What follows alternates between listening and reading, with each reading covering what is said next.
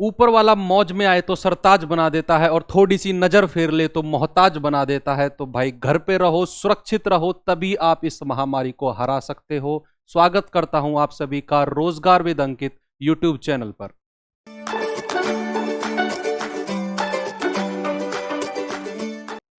दोस्तों ये सवाल मैंने आपको कल दिया था, बहुत जबरदस्त तरीके से आपने इसका आंसर दिया। मैंने आपको क्या बताया कि मुझे ऐसे दो फैक्टर बनाने हैं जिनका अंतर एक है। अगर अंतर एक आ गया तो भाई उत्तर बड़ी आसानी से आ जाएगा, अगर अंतर एक नहीं आया था तो भी कोई दिक्कत नहीं है, क्योंकि मैंने आपको उसके लिए भी एक फॉर्मूला बताया था।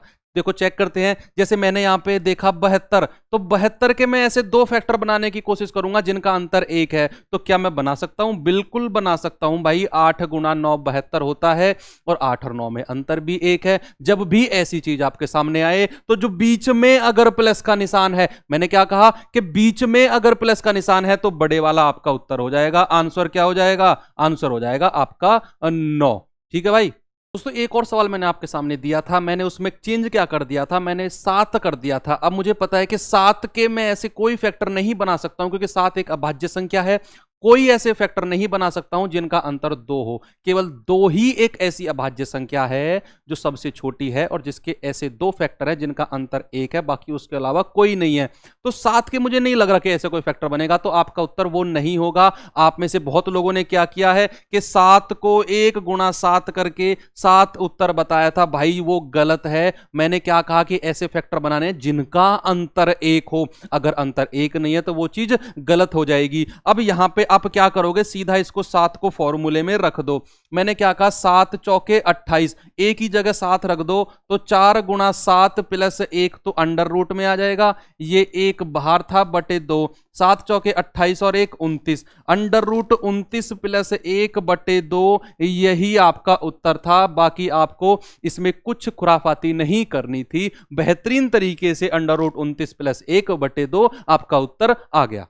चलिए दोस्तों, आप बहुत बेहतरीन सवालों की सीरीज आप लोगों के लिए लेकर आया हूं। भाई ऐसे सवाल के कितने सिर हैं, कितने पैर हैं, ये सवालों का कॉन्सेप्ट आज आप लोगों का क्लियर है। एक ही ट्रिक से बहुत सारे सवाल कराने वाला हूं। ये सवाल देखिए भाई, सवाल कराया कि एक चिड़ियाघर में हिरण तथा बत्तख हैं। सिर गिने जाए तो 180 हैं, पैर गिने जाए तो 448 हैं।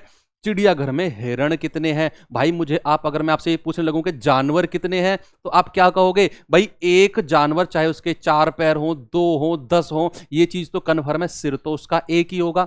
अब उसने कहा 180 सिर हैं, तो जब 180 सिर हैं तो जानवर भी कितने हो गए? 180 जानवर नहीं हो गए क्या? बिल्कुल हो गए। तो अब मैं क्या करूंगा, एक तरफ हिरण लिखूंगा, एक तरफ मैं लिखूंगा बत्तख, एक तरफ बत्तख। अब मुझे बताओ हिरण के पैर कितने होते हैं? 4। एक हिरण के, एक बत्तख के 2 पैर होते हैं। अब आपको एक काम करना है कि एक बार ये मान के चलना है कि सारे के सारे हिरण हैं, यानी कि 180 के 180 जानवर सब के सब हिरण हैं, तो पैर कितने हो जाएंगे? अगर एक हिरण के 4 पैर हैं तो 180 के कितने पैर हो जाएंगे? 180 जानवर के 180 से गुणा कर दो। एक बार ये मान के चलो कि सारी की सारी बत्तख है, मान के चलना है। तो अगर एक बत्तख के 2 पैर हैं ना, तो 180 के कितने पैर हो जाएंगे? गुणा 180 कर दो, खत्म। 360, 18 चौक 72, 720, ये कर दो, बीच में 448 जो टोटल पैर आए हैं उनके, बस एलिगेशन लगा दो, उत्तर आपका खत्म। 720 में से 448 गए, कितना बचेगा भैया? 10 में से 8 गए 2, 11 में से 4 गए 7 और 6 में से 4 गए 272, तो इधर आ गया। और ये कितना आएगा? 88।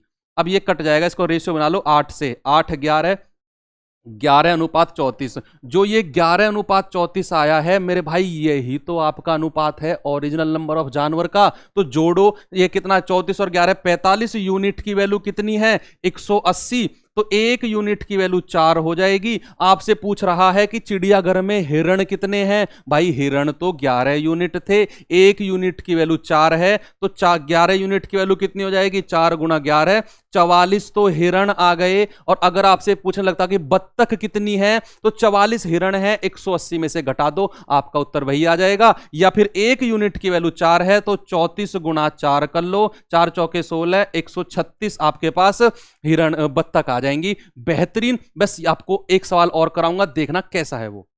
दोस्तों ये सवाल बहुत कॉमन सवाल है, बहुत सारी बुक में, नोटबुक में, नोट्स में देखा होगा। आज उसी कॉन्सेप्ट से जो मैं पढ़ा रहा हूं, उसी कॉन्सेप्ट से इसको हिला के दिखाऊंगा। सवाल क्या कह रहा है कि प्रत्येक सही उत्तर के लिए +3, प्रत्येक गलत के लिए -0.5 और टोटल प्रश्न अगर 250 हैं तो 477 उसको अंक मिले। तो बताओ गलत कितने किए उसने। तो भाई ये मान लो कि सही एक तरफ लिख लो, एक तरफ गलत लिख लो।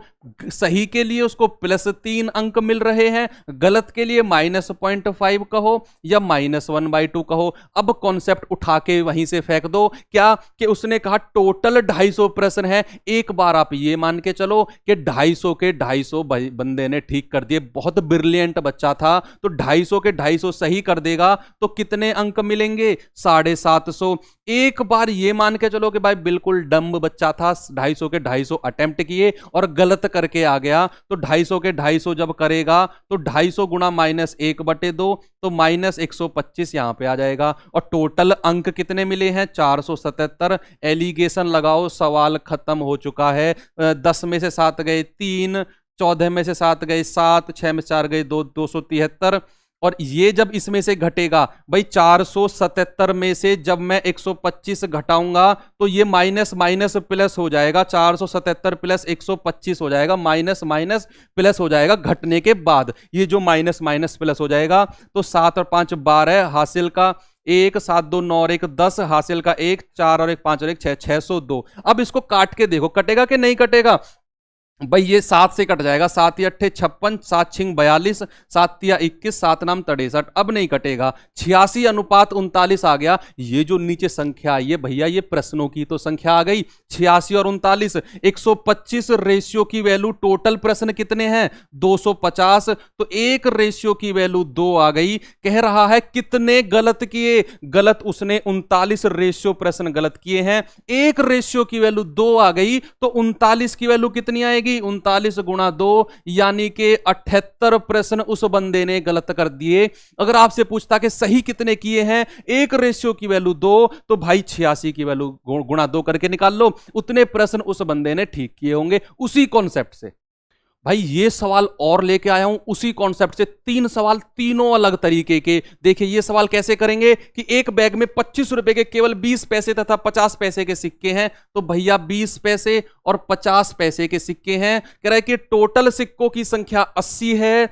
20 पैसे के सिक्के कितने होंगे? टोटल रुपए कितने हैं? 2500। पैसे की बात कर रहा है, 25 रुपए हैं, पैसे की बात कर रहा है। सिक्के कितने हैं? 80। उन सिक्कों में कुछ 20 पैसे के होंगे, कुछ 50 पैसे के होंगे। अब क्या करना है? एक बार ये मान के चलना है कि सारे के सारे 20 पैसे के सिक्के हैं। तो 80 पैसे के कितने पैसे बन जाएंगे? 80 × 20 यानी कि 1600। एक बार ये मान के चलना है कि 80 के 80 सिक्के 50 पैसे के थे। तो 8 × 5 = 40, 4000। बीच में टोटल कितने पास रुपए थे, पैसे थे?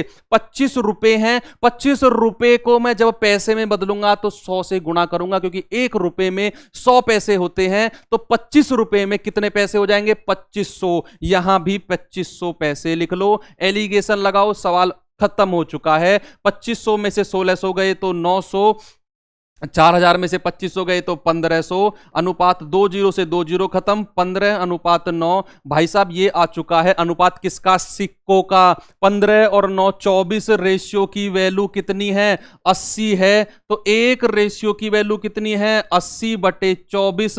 तो आपसे क्या पूछ रहा है? आपसे पूछ रहा है कि 20 पैसे के सिक्के। भाई 20 पैसे के सिक्के तो 15 रेशियो थे, तो 20 पैसे के सिक्के कितने हो जाएंगे? 15 × 80/24। 3 × 8 = 24, 3 × 5 = 15, 8 धाम 80, 5 धाम 50। यानी कि कितने आ गए भैया? 50 सिक्के आ गए 20 पैसे के। Option number B. UPSI level के सवाल कराए हैं सारे के सारे। भाई ये सवाल मैंने आपको ना एक होमवर्क के रूप में दिया है, इसका सभी को जवाब देना है कमेंट बॉक्स में। जितना जैसा भी सवाल आए, ये तरीका जो मैंने बताया है, ये तरीका लगा के देखना, सवाल को उधेड़ के फेंक देगा बिल्कुल ये तरीका। एक बार वीडियो को देखना और लगाना और मुझे कमेंट बॉक्स में जरूर उत्तर देना। सबके कमेंट पढ़ता हूं। भाई महामारी से बचो, कोरोना से बचो, घर पे रहो, सुरक्षित रहो। तब तक के लिए मिलते हैं अगली वीडियो में। नमस्कार।